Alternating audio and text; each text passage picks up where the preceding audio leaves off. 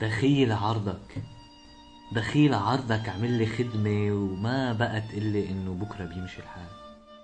عمل لي خدمة وما بقى تقلي بكرة بتنفرج او بكرة بتروق او بكرة بتتغير الاوضاع مثلا.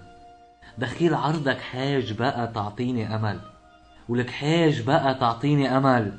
خليلك يا خيي، وكل ما تحس انه في عندك فائض امل ابلعه، اوعك تظهره لبرا.